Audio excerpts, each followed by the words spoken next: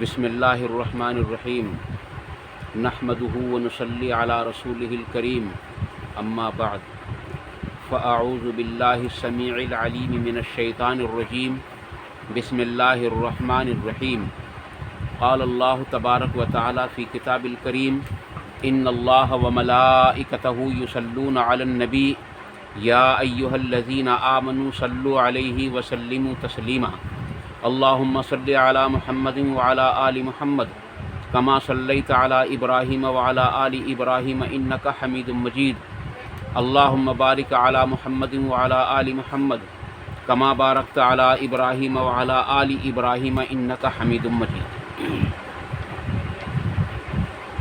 ایک صاحب نے سوال کیا ہے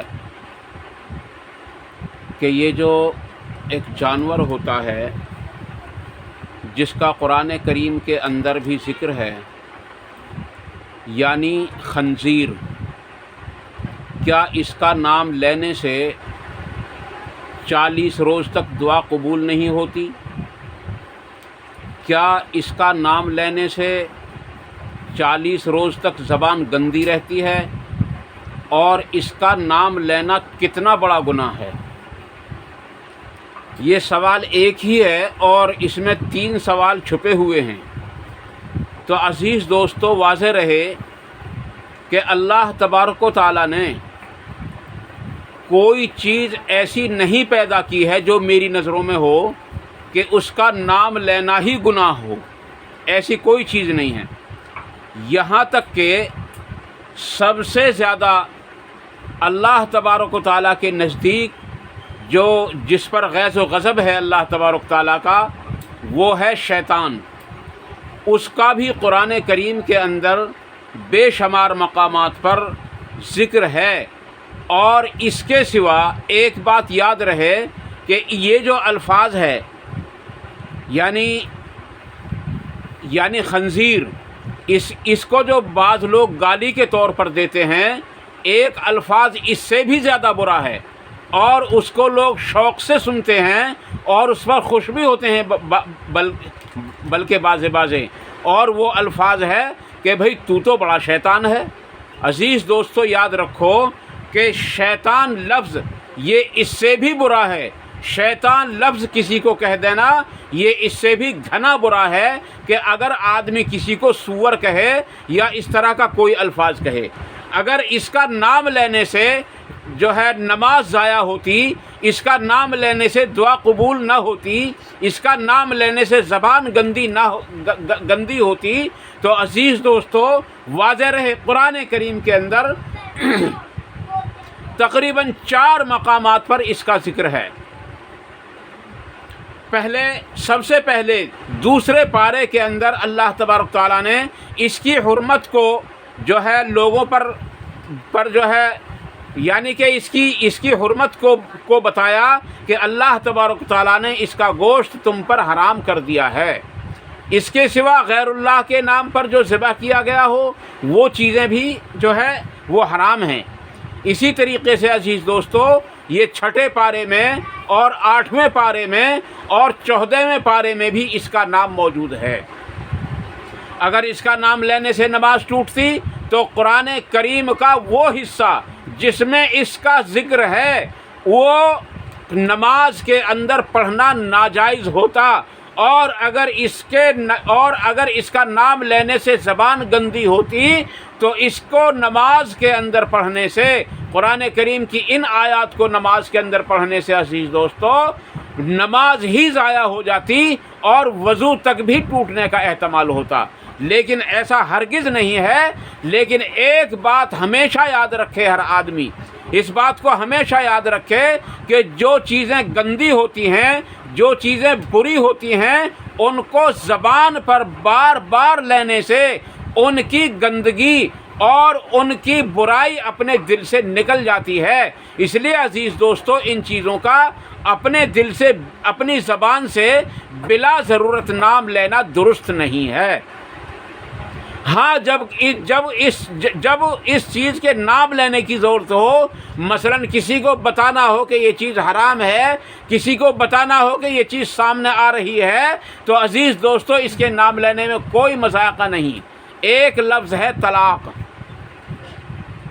احادیث کے اندر آتا ہے کہ اللہ تبارک تعالیٰ کے نزدیک سب سے زیادہ ناپسند الفاظ ہے، حلال چیزوں میں سب سے زیادہ ناپسند الفاظ ہے، لیکن اس کے کہنے سے عزیز دوستو اگر کوئی اس کا مسئلہ بتلا رہا ہو یا اس کا ذکر کر رہا ہو یا اس کو بتا رہا ہو لوگوں کو تو وہ جائز ہے، بلکہ باعث ثواب ہے۔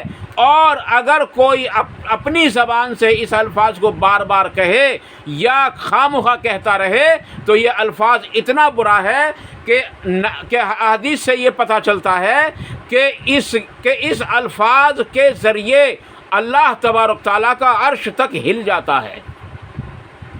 اس کا ذکر بھی کئی جگہ قرآن کریم کے اندر ہے۔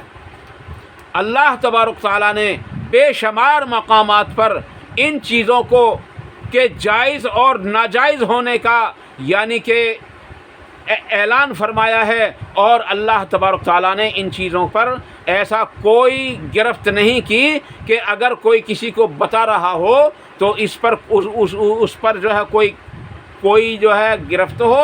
اور ہاں اگر کسی کو کسی بھی جانور کا نام لے کر پکارا جائے، مثلا کسی کو کتا کہا جائے یا اسی طریقے سے اس جانور کا نام لے کر کسی کو پکارا جائے تو یہ واقعی بہت برا ہے اور ایک دوسرے کا دل توڑنے والی بات ہے۔ اور جب کوئی کسی انسان کا، کسی ایمان والے کا خاص طور سے دل توڑتا ہے تو اس کو ایسا گناہ ہوتا ہے جیسا کہ اس نے خانہ کعبے کو ڈھا دیا ہو۔ عزیز دوستو واضح رہے کہ صرف اسی الفاظ سے دل نہیں ٹوٹتا، دل تو کسی بھی الفاظ سے ٹوٹ جاتا ہے۔ یہ جو زبان ہے نا، اس سے کسی بھی طریقے سے کسی کا دل ٹوٹ جاتا ہے۔ کسی کو گالی دے دی اور الفاظ میں، کسی کو برا کہہ دیا، کسی کی نقل اتار دی، کسی کی چغلی کر دی، کسی کی غیبت کر دی، کوئی کفر کا کلمہ کہہ دیا۔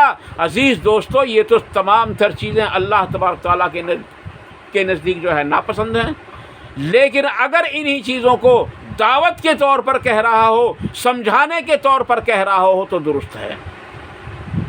ایک مرتبہ حضرت معاذ بن جبل رضی اللہ عنہ کو نبی اکرم صلی اللہ علیہ وسلم نے بہت ساری نصیحتیں فرمائیں، ان میں من جملہ ایک نصیحت جو بالکل آخر میں فرمائی تھی، اور جہاں تک میرا خیال ہے اس نصیحت کے بعد آپ صلی اللہ علیہ وسلم نے حضرت معاذ بن جبل رضی اللہ عنہ کو نصیحت تو کیا فرمائی ہوگی بلکہ ملاقات بھی شاید ثابت نہیں ہے۔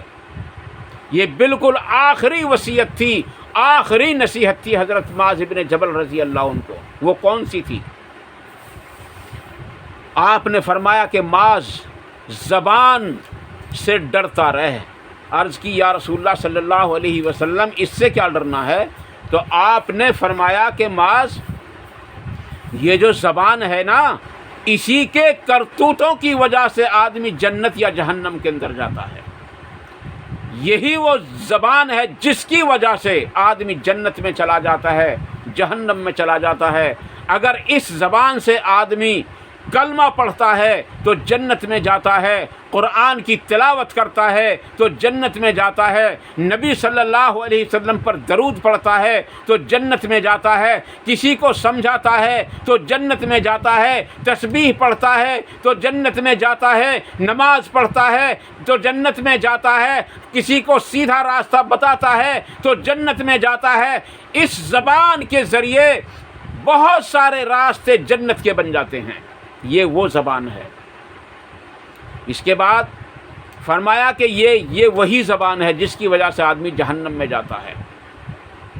کفر کا کلمہ کہہ دے تو جہنم میں جائے گا، کسی کی غیبت کر دے تو جہنم میں جائے گا، کسی کو تانا دے دے تو جہنم میں جائے گا، کسی کی چغلی کر دے تو جہنم میں جائے گا، کسی کو برا کہہ دے تو جہنم میں جائے گا، کسی کو گالی دے دے تو جہنم کے اندر جائے گا۔ عزیز دوستو اس لیے یہ جو زبان ہے اس کو ہمیشہ سنبھال کر اور روک کر چلانا چاہیے۔ یہ سوال کیا تھا ہمارے ایک بالکل قریبی ہیں انہوں نے یہ سوال کیا تھا، تو واضح رہے کہ اس کا نام بلا ضرورت لینے سے اس کی کراہت جو ہے، اس کی جو برائی ہے دل سے نکل جائے گی، اس لیے بار بار اس کا نام نہ لیں۔ البتہ اس کے نام لینے سے نہ کوئی زبان گندی ہوتی ہے، نہ کچھ ایسا ہوتا ہے کہ 40 روز تک دعا قبول نہ ہو، اور نہ کچھ ایسا ہوتا ہے کہ اس کو کہنے سے کوئی بہت بڑا اور زبردست ناقابل معافی گناہ ہو جاتا ہو۔ البتہ اگر کسی کو یہ نام لے کر پکارو گے تو عزیز دوستو یاد رکھو کہ پھر یقیناً اس کی پکڑ ہو جائے گی اور یقیناً اس پر زبردست گناہ ہوگا۔ اللہ تعالیٰ مجھے اور آپ کو مختصر باتوں پر عمل کرنے کی توفیق دے دے۔